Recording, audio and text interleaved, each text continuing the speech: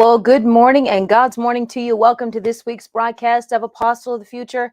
Last week, we talked about the top 10 mistakes that mentees make that can blow up their future, basically, that can destroy their future. Today, as you can see, we're going to address 10 mistakes that mentors make when choosing mentees. So tell your friends, good morning, good morning. Share that we're live today.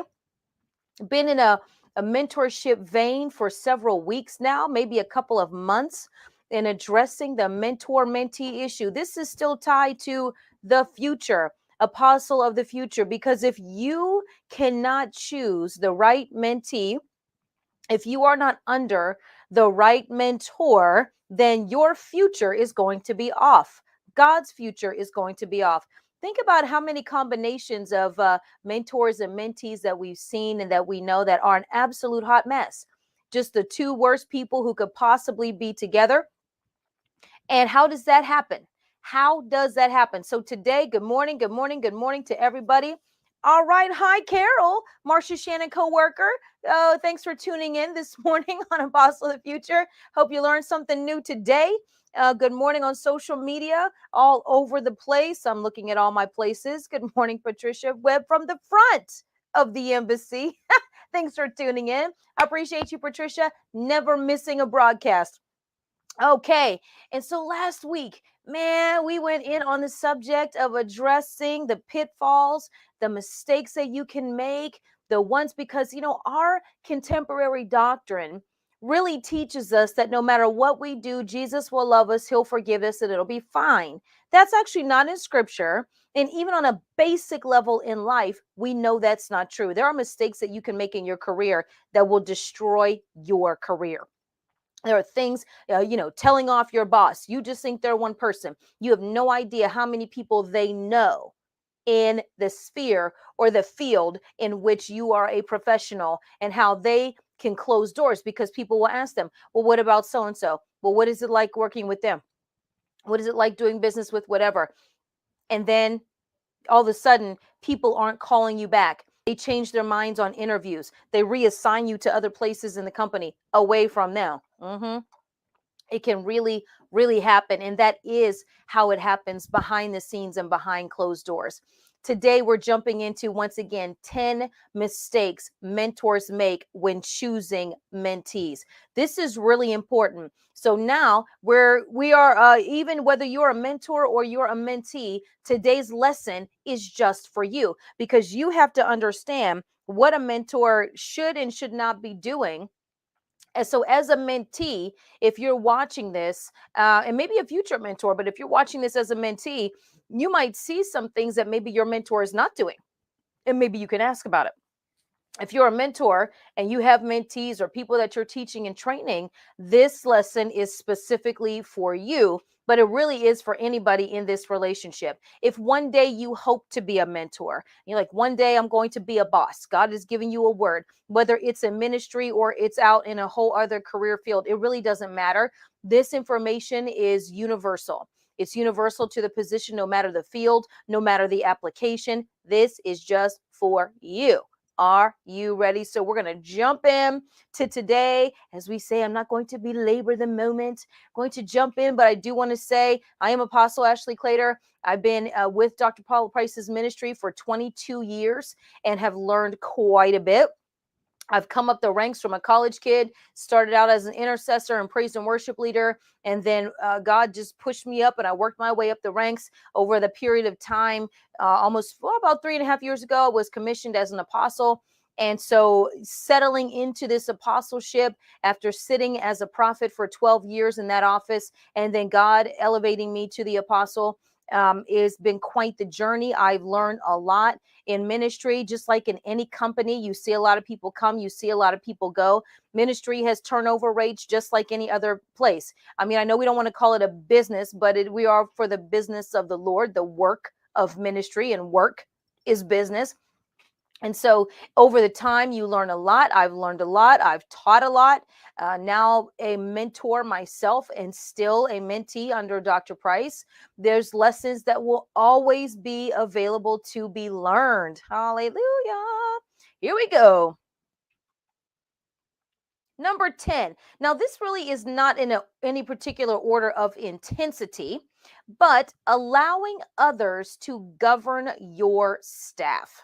Scripture talks about this, but a mistake that mentors can make is allowing other people to lead your staff, to govern your staff. Now, I'm not talking about in a basic way of the mentee or the subordinate needs to fall in line with the protocol. I'm not talking about that, because you have to fall in line with protocol.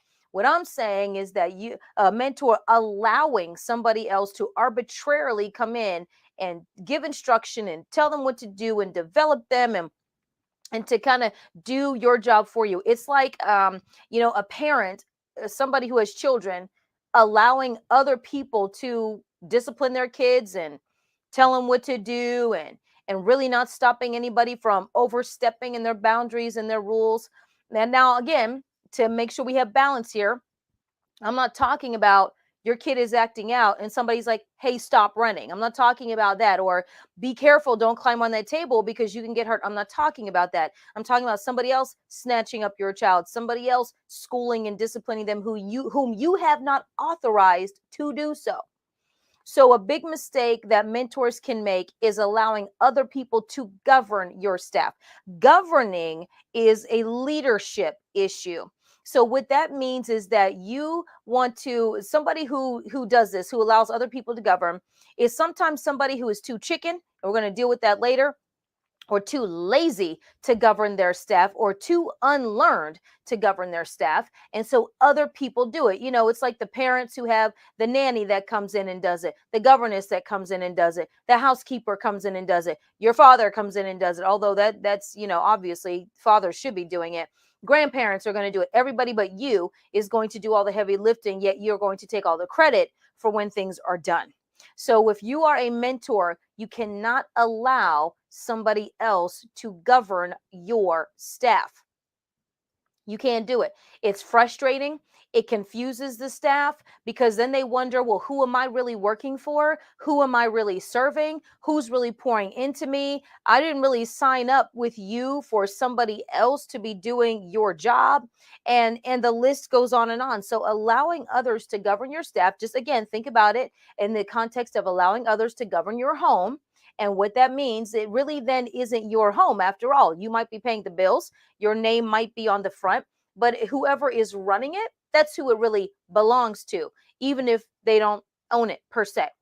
Governing your staff is very essential. Governing includes training, development, impartation, spending time with. When we were coming up with Dr. Price, every Sunday after church, we would have leadership training. See, our leadership training now, folk have no idea how easy they have it. But we had leadership training every single Sunday with Dr. Price, because we were a new team. We had not worked together. So we were new. We were new to leadership, period. Most of us were young. Not that she was trying to have a young leadership. She wasn't. But that's the way it ended up for the most part. And so she did a lot of hands-on every single Sunday. What she does now in leadership, she did every week. I want you to think about that, because if you're a mentor, are you willing to put in the constant time, regularly, monthly, every other week, once a week check-in, on a daily basis sometimes, whatever the situation requires? Are you willing to put that much of you into developing someone else? If you're not, then you're not ready to be a mentor. Maybe you're ready to be a boss. Maybe you're ready to be an instructor. How about a coach, a trainer, maybe? But mentorship from the mentor requires a lot of pouring out on a regular basis, because you're training and bringing somebody up to a level, whatever level is decided.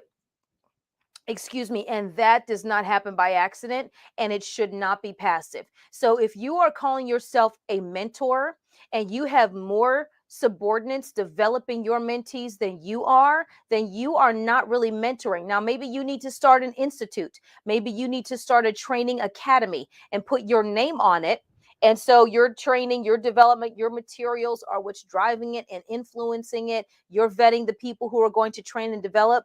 But if you are saying that you're somebody's mentor, then it is not up to everybody around you to do the mentoring. And then you just come in the last 5 minutes, like a cameo appearance in somebody's development, and then take a curtain call and get your name the biggest on the screen because you might have the largest reputation, but you've done the least amount of work.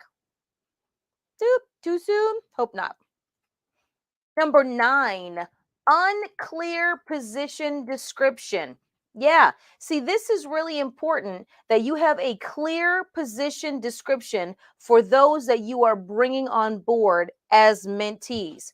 Just like in your job, just like in your corporate job, whatever job you may have, there is a clear position description, because what does that say to the mentee? What is expected of you? As a mentor, you cannot put a clear position description together if in fact you don't know what you want your mentee to do. Oh, just show up on Monday and we'll get started. Okay. What does that mean, get started? Is there going to be an overview of the position?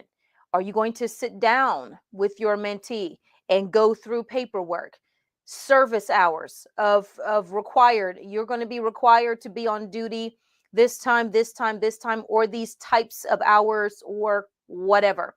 Especially if you're at the top of an organization where your hours are demanding and your mentee oftentimes can fall into assistantship on a personal level, maybe. But if that's going to be you, you need to be upfront about that with the person who you're bringing on as a mentee. Do not be that person who is afraid somebody's going to say no because you're telling them the whole job and it's a lot. And so you kind of downsize it, you pull it back, you minimize when you bring them on board, and then you end up unloading on them a tremendous amount of responsibility. And they'll say, this is not what you said, because you don't want them to say no. So in essence, you'll deceive them into saying yes. And that just doesn't work. Excuse me. That's not righteous.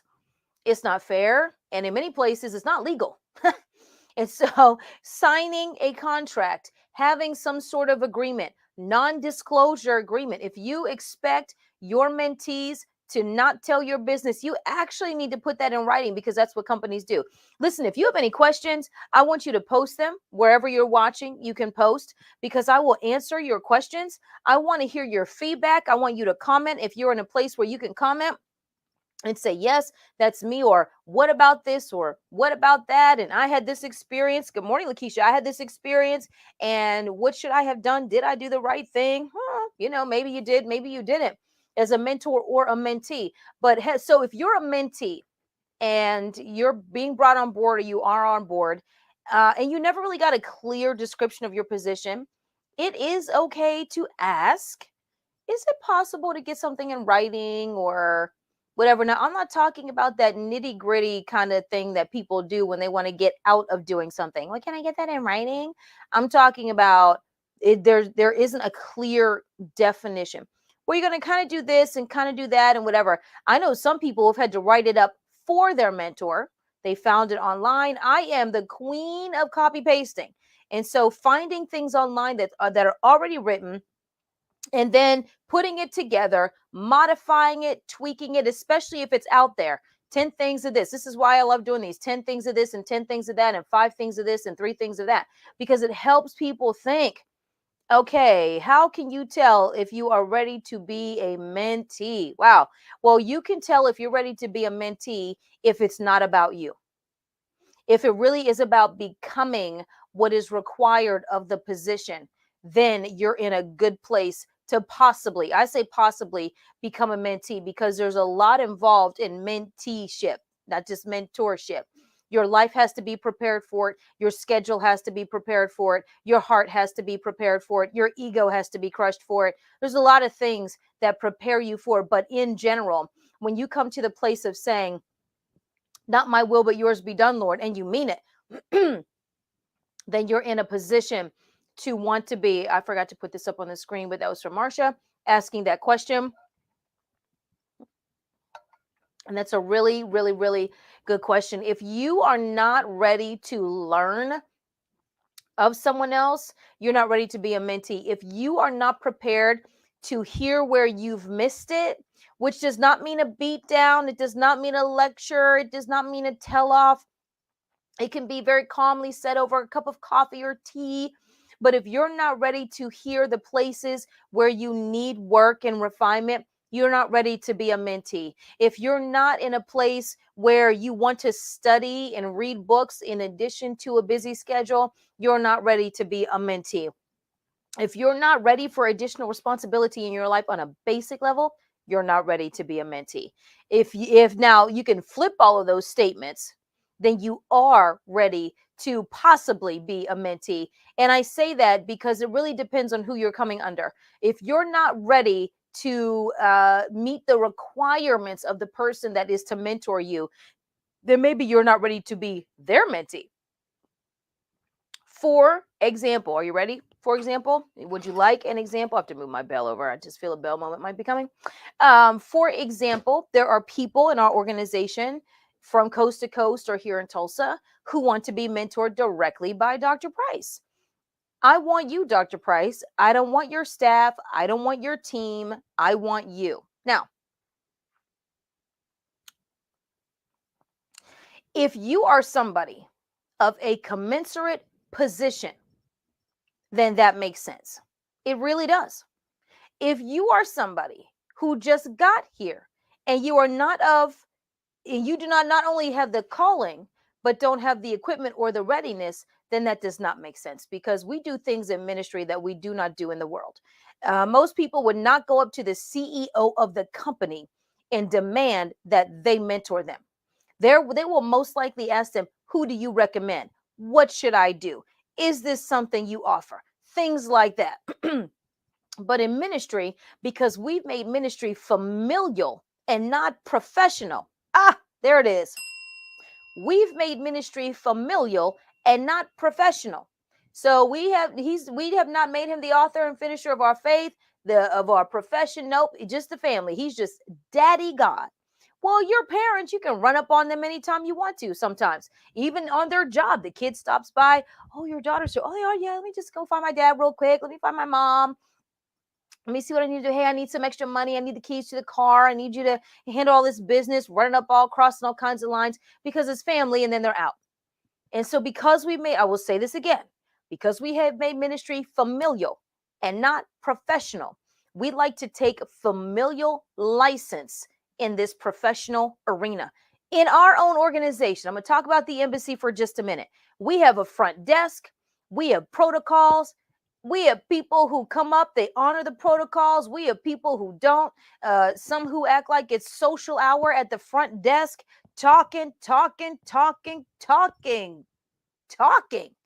And then others who come in and get the job done. Friends come in and think, oh, are you sitting at the front desk and I'll come up and we'll catch up at that time? No, you wouldn't do that in another place. You are not doing it here. Trust me, I am the front desk patrol. Yes, I am. You have been out here for 52 minutes. You've been talking for 45 minutes. And you only work a 6-hour shift. You don't get an hour break on a 6-hour shift. See, listen. So again, mentor-mentee-ship. If you're not ready to be groomed and developed, so you have people with those kind of mentalities demanding to meet with the boss. You don't demand to meet with your boss on your job. I would venture to say some of the people in our church, I've gone to see them on their jobs, depending on what they do. And I have to come check in with the secretary, sit down in the lobby, and then wait for them to come out of their office to meet me and then go into a conference room. I don't demand, well, I just want to go see your office because I'm your ministry leader. I'm at your job now. This is a place of your profession. I have to respect that. And I do respect that because I expect it to be respected here. We have clear rules and people are in shock because we have clear position descriptions. We have clear expectations. And so we have those who want, I don't want no, all due respect, Dr. Price. I respect you. I don't want your team. I want you. And she's going to say, Just because you said that to me lets me know you're not ready for me. You don't even understand how I think about chain of command, hierarchy in my team, in my leadership. See, sometimes we're asking for things that we're not ready for from a mentor. That's why the mentor chooses the mentee. Denise Baker, what's going on? She says, I think you were a great mentor advisor. Oh, Denise, I miss you. But your grandbabies are cute. But I miss you. Yes. Okay. There needs to be a cutoff age to be a mentor. Is there a, oh, this is such a good question. Good morning, Prophet Love More from South Africa. Thank you for tuning in today. Listen, I'm running my mouth. I need to look down here. Okay. Tania Love, is there a cutoff age to be mentored? No. I don't think there is ever a cutoff age to be mentored. I know people who are in their 60s, 70s, 80s, they have mentors, their mentee, because it keeps that wisdom flowing. So there really isn't an age limit to be mentored, because as long as you are striving or working to achieve something, then you'll need a mentor to assist you in doing that. I know people who are very accomplished in their career, they're older in their years. And if they're starting something new, they're going to find somebody who can work with them to bring them up. Dr. Price is in a new political arena. This is a whole new world. And there are people who have come alongside, whether officially or unofficially, to say, hey, this is how you do this is how you do that. The grooming process is very essential. You cannot, you can, but I would not recommend throwing yourself at somebody that you want to be your mentor. You know, it's like the Ruth and Boaz. Now, of course, not in the context of marriage, but the Ruth and Boaz, where Ruth was out there working hard, doing her job, doing it well, getting recognized by the people who worked for and with Boaz, and they actually did her bidding for her. She had no idea it was going on. So when you're good at your job, at the level that you are at, those around and who work with your boss and person of influence will oftentimes tell them, because this is how we do. We sit around at the table and we talk.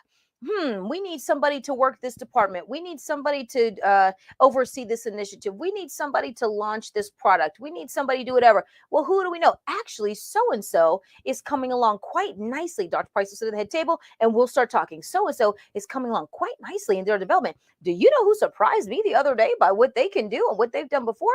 Da, da, da, da. They came up and started painting. And in conversation, we talked about, this is why volunteering is important. Putting yourself in the circle, not just to ingratiate yourself, okay? Let not everything be a strategy to get to the top. Let it be because you believe in it. Because when you believe in it, it comes out. It shows. You exude it. People tell me all the time, man, you just really exude this. You really love what you do. You love your life. Oh, I guess. And you know what I think? Oh, I guess I do. Yeah, I mean, I really do. Well, I certainly don't hate it. I'm certainly not disgruntled. So those are two really good questions. Thank you for those questions. Okay, let's see here. Going to our next number next, poor communication. Number 8, poor communication is one of 10 mistakes that mentors can make in choosing mentees. Poor communication. Well, what does that mean? That means that you're not articulating clearly what you're wanting out of the mentee or what this relationship is supposed to be. You're not communicating clearly there. You're not articulating it. It's not in writing anywhere. And the more someone tries to get it out of you, it's and then especially lazy leaders. We will talk about lazy leaders probably another day. Lazy leaders will put it back on you to figure out. Now, this is from Jump Street. I'm not talking about you've been with somebody for a long time and you're asking questions that are just ridiculous for somebody in your position. I'm not talking about that at all. That's when your boss does say, I'm not going to sit down and revisit this with you. Go figure this out for yourself. You know better. You have books, training books, manuals. We've sat down.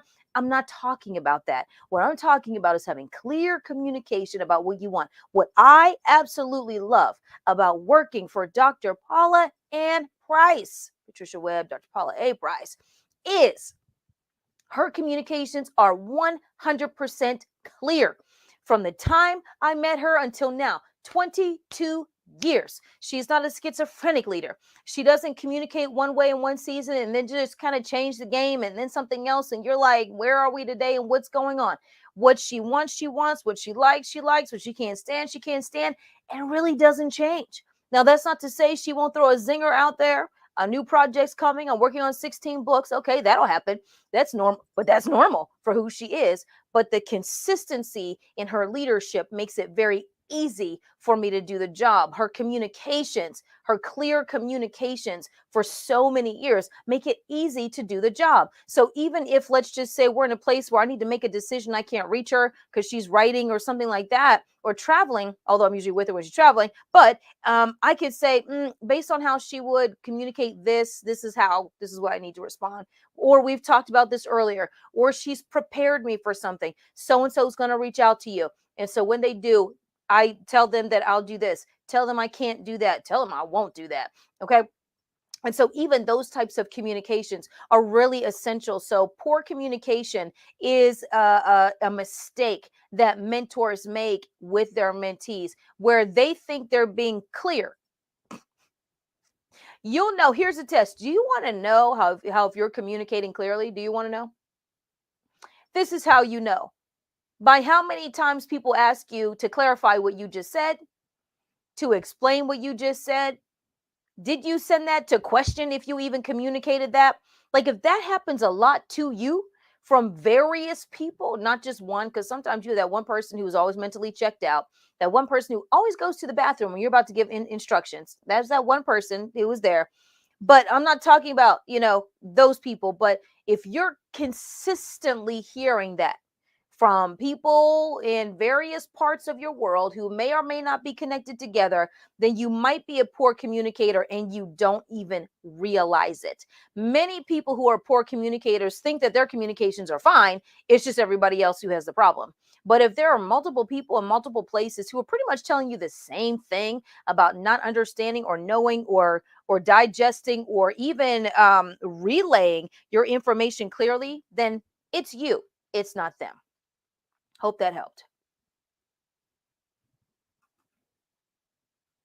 Okay, here we go. Vague position description.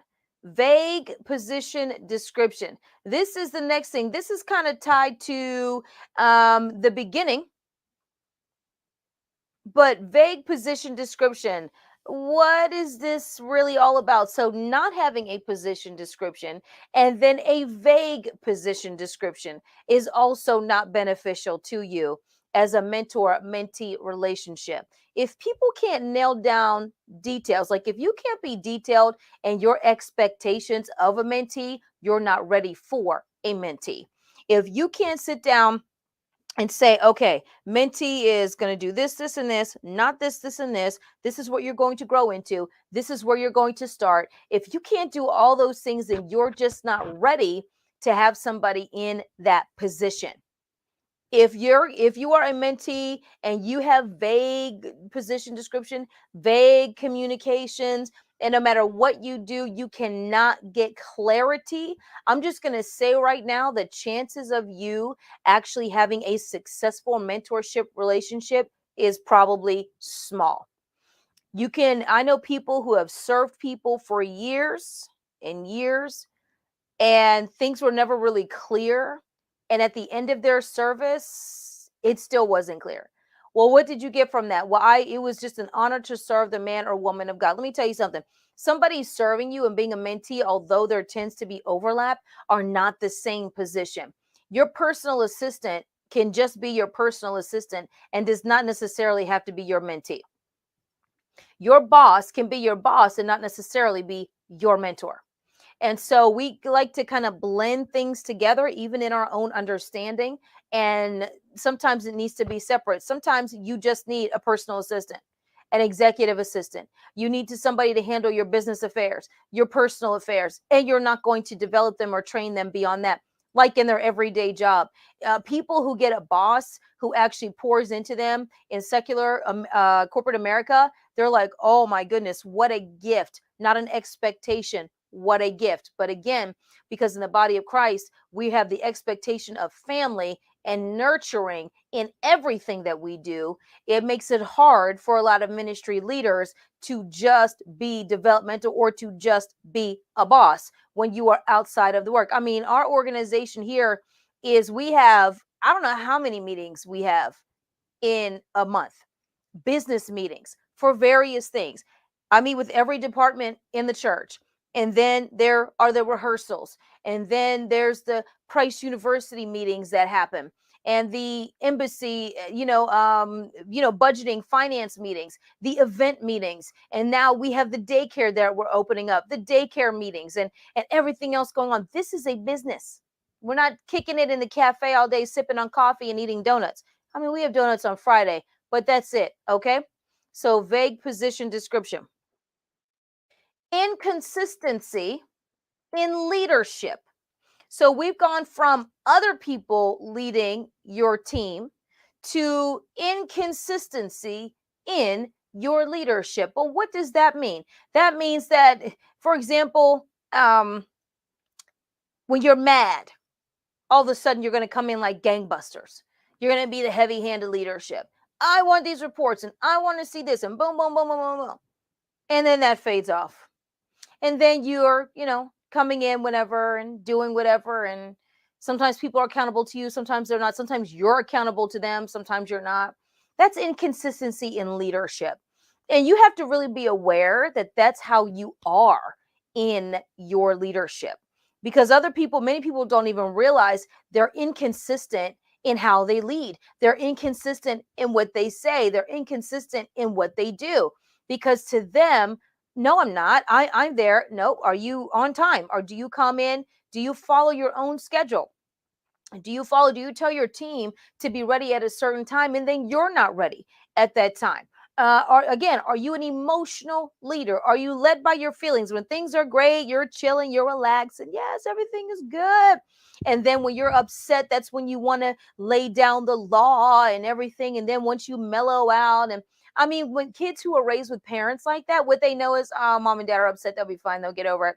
Yeah, the boss is upset. He or she will just be coming in for a couple weeks and then they'll go back to whatever your normal flow is. So inconsistency in leadership. And I'm sorry that that is spelled incorrectly, but it is. Okay, number 5, passive aggressive behavior. Woo, passive aggressive behavior. Can we talk about passive aggressive behavior for just a moment? Passive aggressive behavior is the number 5 of 10 mistakes that mentors make with their mentees in choosing them or in working with them. Passive aggressive behavior.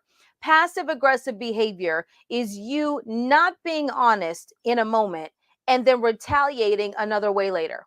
Passive aggressive is, oh, I'm so sorry, I apologize. It's fine. It's fine. It's fine. Everything is okay. Everything is okay. Everything is okay. Everything is not okay. And the next thing this person knows, that their hours are being cut, they're getting the cold shoulder. All of a sudden, you choose to have another group of mentees or favorites that you have, and they realize they did mess up. You were upset. You just didn't say you were upset. And now you're punishing them because you're really upset. That's weak leadership. That's what we call weak. It is weak when you can't be honest with your people. You don't have to yell at somebody to tell them that they made a mistake. You don't have to crush their will to live and crush their ego and just destroy their identity to say that. Absolutely not, because that's abusive leadership. But passive aggressive behavior is you in the moment, in the opportunity when you can and should be facing something, you don't, but you retaliate later another way that you feel is safer for you. A lot of passive aggressive people don't even realize they are. Many passive aggressive people were raised in a heavy handed abusive household, maybe had a disciplinarian for parents or grandparents or custodian, whoever, was the guardians over their life. And so they've learned that they can't fight. I say fight back, defend themselves frontally. So they do it passively. Well, those people grow up and those habits don't change. And so you do not want to be and have passive aggressive behavior. Do not be a weak mentor who can't say, okay, we need to talk. We need to work this out. We need to address this. We need to do whatever. Because when you do that so many times, people realize they actually can't trust you. Well, they said everything is fine, but I'm just waiting for the other shoe to drop. And that can happen in a mentor-mentee relationship. And what happens is that mentee might ultimately float off to someone else or somewhere else. You won't see it coming and then say that they are the dishonest person when really it's you as the mentor where people can't be honest with you. Can people be honest with you? I mean, now we all say, I just want people to be honest, but can they? When they're honest with you, do you turn it back on them? Do you deflect? Do you say, I mean, you're not perfect either? That's my favorite one, where you're not perfect either. Don't deflect, okay? Don't redirect the issue. Be man and woman enough to own it, work through it, do it, and take care of it. So I want you to do me a favor and share right now. Share this broadcast, share and tag people. We're going to take a quick break here, 60 seconds or probably less. Tell you about the Tulsa Prophetic Training Institute coming up here in June in Tulsa, Oklahoma. Mark your calendars for June 15th through the 18th in Tulsa, Oklahoma. Dr. Paula Price, author of the Prophet's Dictionary, hosts her annual Tulsa Prophetic Training Institute. This year's theme is the station of the prophet in God's future, unlocking the future of the Almighty with the key of prophecy. Keynote speakers include Prophet Elizabeth Ty-M Fook, Prophet C.T. Johnson, Assistant Chief Prophet Angela Powers, and Chief Prophet Tala Price. Register your teenagers for our youth conference. Our youth theme is Identity, the Key to Destiny, Redeeming This Generation. Visit www.drpaulaaprice.com to register individuals, teens, and groups today. All right, Tulsa Prophetic Training Institute here in June. We want you to join us. I'm handling the youth conference, Identity, the Key to Destiny. If you have young people, send them or bring them to this conference and their lives will be changed. It's a great time that we have at TPTI. Okay, so let's go to number 4. Not vetting the potential mentee.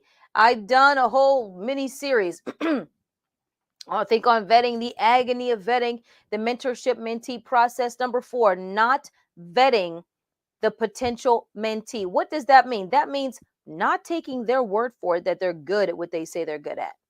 If they came from another, like in your corporate job, you're looking at their resume and then you follow up. Many times in ministry, we don't require people to bring a resume. And so we take their word for it that they're good at what they say they're good at. Not so much anymore here. I need your resume. Who else have you served? Who else have you worked under? Is this your first mentor-mentee relationship? Let me talk to the people who know you. Who is your current employer or your previous boss? Why did you leave your last church or ministry? See, this is the question now that I really want to know. Why did you leave the last place? Did you serve the leader there? How did you part ways? And would you mind if I checked into it?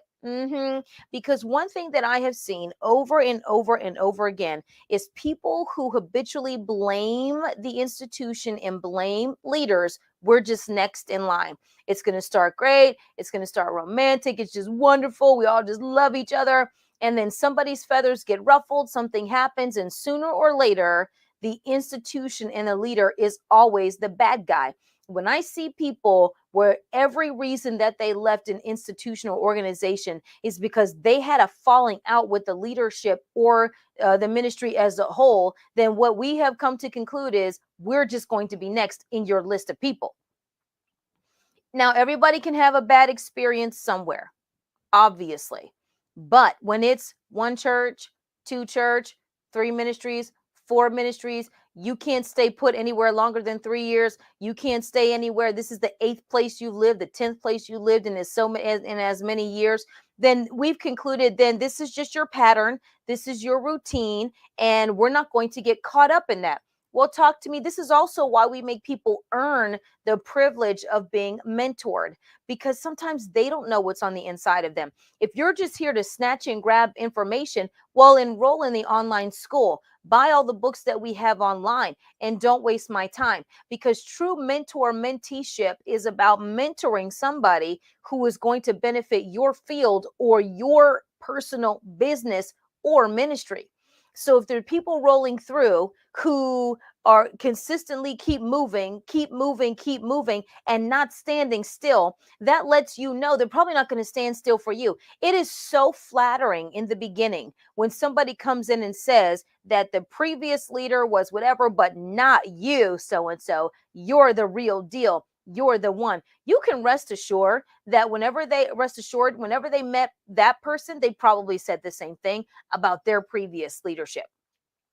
And then it happens. So many times we'll make people wait just to see if they're going to be around. It's good business. So not vetting your potential mentee can be very problematic, and they can be a liability and you don't know it. Vetting them, seeing, well, you know what, I want you to work in these departments, I don't want to work in those departments. Okay, then you can't be my, like, we as leaders around here do not mentor people who are not interested in seeing the organization prosper. For example, knowing who's a good potential mentee on a basic cursory level. Do they only, now I'm going to talk about the ministry context because this is what we do, but this also applies to business. Do they only show up when you show up as the mentor, the leader? Or do they show up when you're not around to take care of your affairs in business, whether they have a position or not, meaning volunteering for departments, helping out with projects and things like that? If they only show up when they know you're going to be there, they're not going to be a good mentee, because they don't care about your organization. They only care about being seen with you, or they only care about what they can get from you, or they only want to be seen by you so you think that they care. And at which point, when your boots on the ground, then they're helping over here, and, oh, is there anything you need me to do over there? But when you're not around, they're absent. That's one of the first things we look for, and not just one or two times, but consistently. We have people in our organization who have very demanding jobs, yet they still find the time, and families, and they still find the time to show up whenever things need to get done. Oh, you guys need so and so? We'll make it happen. Oh, I can be up. You know what? Let me log out of my job for a minute. I can tell my boss I'll be back. They have that flexibility. Some people don't. Others come after work all the time on a regular basis to get things done. Don't really want any recognition. I'm not doing this to get an award. I'm just here because I believe in it. See, these are the people that you should consider for mentorship, because they have a heart and a passion to tend to your pasture when you're not around, versus the other people who are only there, ta-da, when it's required. And when it's time to get work done, they're conveniently busy, sidetracked, having conversations on the phone. So your job is always calling you when you're here. That's very interesting, because when you're here, you can't do what you came here to do. Very interesting as well. Number 3, skipping an established probationary period. That is mistake number 3. We're coming down to 1 here. This is mistake number 3, skipping an established probationary period. A mentor should never skip probation with a mentee.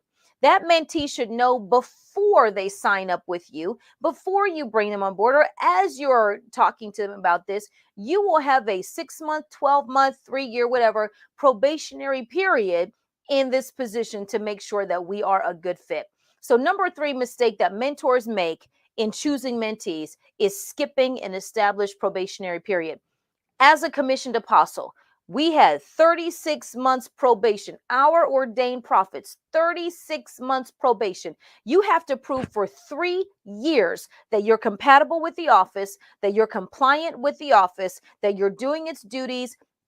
The assessment talks about customary duties and demands, that you are assimilating and blending, that you're a caretaker of the organization, that you're actually doing what you said you would do in your praxis and portfolio over the next 3 years. There are no guaranteed positions, like police officers and people who come into certain ranks and offices are on probation for a certain amount of time, meaning we're giving you a plastic badge for 3 years. And then after that, you'll get your real shield. And so having now your probationary period might be 6 months. It might be 12. I would say a minimum of 12 months, because you need to see somebody in a variety of circumstances and situations to know how they're going to respond. Would you like to know what some of those situations are? I will tell you some of them. For example, how they handle stress and pressure, how they handle being told off by people, how they handle being dismissed by people, how they handle having downtime, vacation time. How do they act when their friends and family are around? Some people, when their friends are around, they're totally distracted from the job. Like, totally. Where's so and so?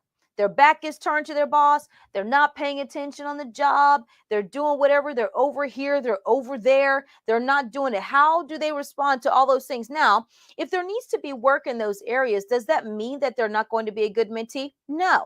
Oh, we can work that out in training. Oh, that's going to be some development. Okay. And then you give them training development. You need to give people books to read. Okay. Books, half the books I have back here. Training and development and things like that to say, oh yeah, they work that out. Oh yes. Okay, good, good, good. Then they're just working through it. They're being developed. They're letting it happen. Is your mentee where you are? I look for this in my own mentees, the own people that I train, and the ones that are being trained by the other leaders. Are you where I am? Are you watching my broadcast? Are you following? Maybe you have to do it later.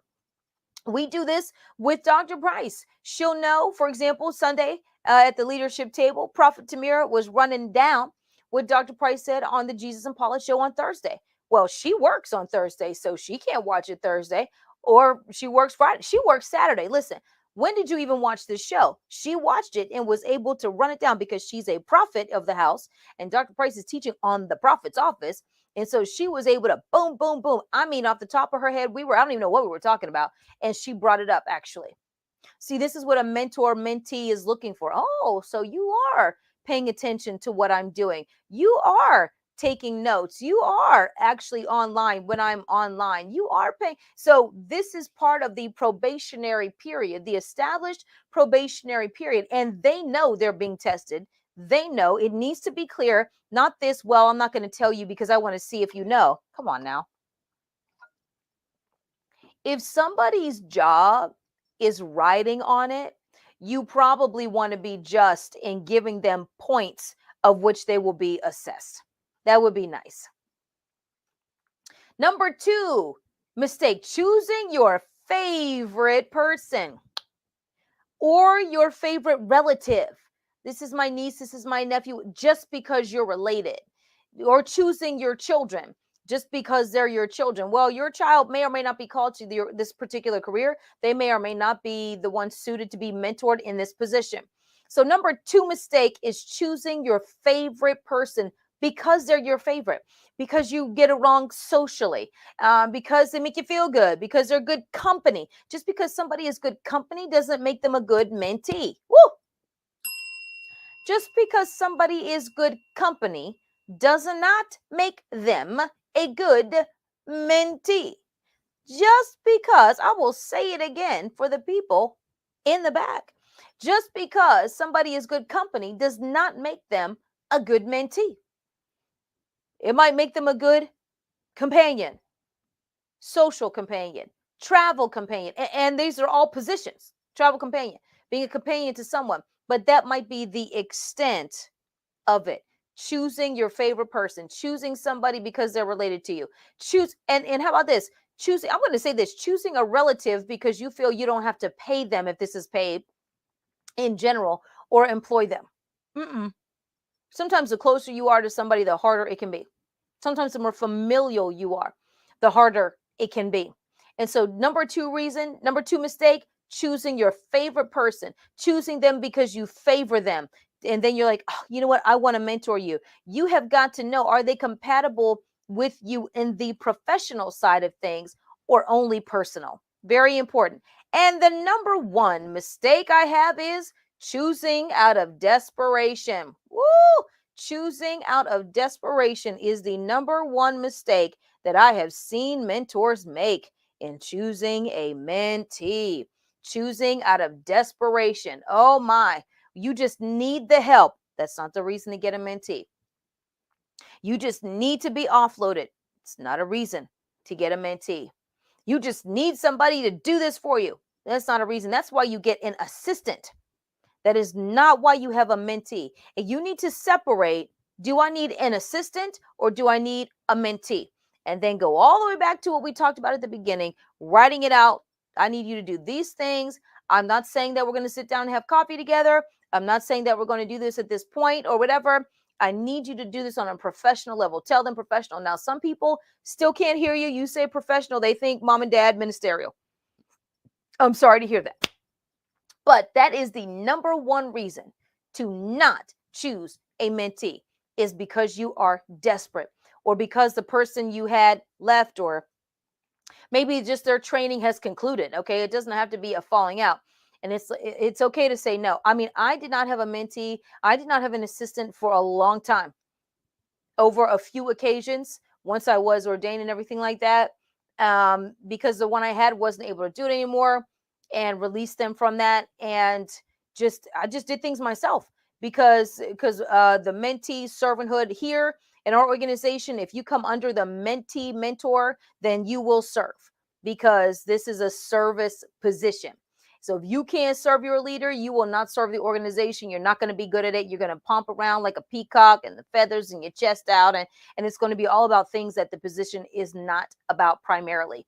And so I just did not have one for a long time, because I thought, no, no, because I'm not going to do it out of desperation. I'm not going to do it out of laziness. I'm not going to do it because I'm overwhelmed. All of those are the wrong motivations for bringing somebody on board, because it tends to be rocky. I have never seen it where it isn't rocky. It just isn't. So I hope that was beneficial to you today. On today, an apostle of the future. Make sure you share this with people. If you have not shared, Prophet Lovemore, let's see. Question. He says, what are some of the things you can do to make sure a mentee doesn't become familiar with you and their assignment? Oh, this is such a good question. And I just saw it 1 minute till. That's all right. I'm going to give you an answer. Start out by saying, honestly, flat out. For example, Dr. Price said to me early in the game, the minute my voice has no effect on you, we're done, because I am here to get you to a certain place. And so anytime familiarity has crept in, which hasn't been too often in 22 years, there's a hold on. Do we need to reset some things here? And it's very upfront. And so you can be upfront just like that. My role is not to be familiar with you. Don't get it twisted. I know why I'm in your life, because when you as the mentor start out by saying why you know why you're in somebody's life, and they know, and you know why they're in your life, and you hold the line, the consistency in leadership, you maintain that, then it really does prevent familiarity. Even myself, I am very friendly, but I'm not very familiar. I can be very social. I don't give people the impression that I want to be buddy buddy with everybody. I surely don't. And I'm like, hold on. And when people try to run up in that personal space, what are you doing? What are you doing? Because people who intentionally push in on your personal space are doing it for their own advantage, even if they don't realize it. But I just want to take you out. I just want to give you dinner. I just want to bless you. I just want to do all those things. I'll send a gift card, give it to Rachel, my assistant, do all those kind of things. You got to earn. Again, who goes up to the CEO on their, who goes up to the boss and talk about, I want to take you out? You have got to earn that right. And sometimes that right is, sometimes it's never an option to earn that right, to just consume people's time. And so that's how you can prevent. What you can do is to be upfront about it. For example, not having people in your home too much. Even your mentee mentor relationship, meeting at the church. Let's just say, since you're a minister, meeting at the facility. If let's just say, if you don't have a facility, meeting in a public place, not bringing everything home, not even sharing too much about yourself personally. That helps in keeping things from becoming too familial. But you as a leader, it is up to you to maintain those boundaries and maintain those standards. And I'll close by saying, if you do not know why that mentee is in your life, you cannot mentor them. You should not mentor them. And it can't just be about what they do for you. For example, 10 years ago, Dr. Price prophesied to me this, my cosmetic line, Ashley C. Cosmetics. Ashley C. Cosmetics. This is my cherry on top lipstick. I'm wearing it. It's my absolute favorite color lipstick. It's wonderful. It's rich. It's creamy. It's fantastic. It is mineral based. Ashley C. Cosmetics. Check me out online. But the point of this is not to have an ad for myself, although I will put this up on the bottom of the screen. The point is this. She told me 10 years ago, Ashley, you're going to have a cosmetics line. I was like, isn't that interesting? Now, of course, I've always loved it. Hair, nails. I was always been this person since I was a wee little girl. Always that person. You can ask my mom. My hair had to be done. My nails had to be done. It had to be right when I was little. And so I didn't one day just wake up and say, oh, I think I want to be a fashionista. At that time, that wasn't even a word. And so she told me 10 years ago that I was going to have my cosmetics line. She said, I see it's going to be called Ashley C. Cosmetics, and rolled it out. Well, at that time, it was much harder to do things along that order then as it is now. I was nowhere near ready. My soul wasn't even ready for that idea. I was like, okay. And so a couple years ago, she came back around to it, said now is the time. Here we are. As a mentor, she was not just telling me about apostle, prophet, church, but about the totality of what God had in store for my life. The totality. And even now, I'm now writing another book along this series, along this line, because she's like, this is a stream that God is going to use. So your mentor has got to be able to speak into all of who God made you to be, and not just the aspect that benefits them personally. One more bell. Yes, one more bell. Okay. And so if you want to give and sow into Ashley C Ministries, my goodness, I had to, oh, the phone is ringing. I'm on a broadcast. Okay. You can do that. Dr. Ashley is my cash tag, or paypal.me/Dr. Ashley, or you can also Zelle me. It's my work email, Ashley at ppmglobalresources.com, I think. Anyway, and so this right here, now this is just a symbol of what amazing mentorship can do, completely breaking me into a whole other bracket that is not tied to the gospel, not tied to anything like that out front, as far as, let me do this way. It is lipstick, but there's lipsticks, there's eyeshadow, there's BB cream. I'm just saying, body care, skincare, check it out. But there's all these things out there, because being under the right mentor doesn't just pull out of you what is beneficial for your mentor. So if you're a mentor who is only looking for somebody to serve you, then again, you just need to hire somebody. If you have somebody that you're mentoring and you really cannot crack open their prophetic book, their life, what God has called them to do, then you're really actually not assigned to be their mentor. Now, it could be because they've been through certain things and making it difficult to press into who they are. But by and large, a mentor is supposed to be able to look into your life, speak into your life, and change your life.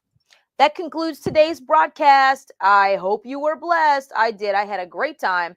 Thanks for tuning into Apostle of the Future. Join us this Sunday at the Congregation of the Mighty, where God stands. You can watch online, or you can join us here in Tulsa, Oklahoma. God bless.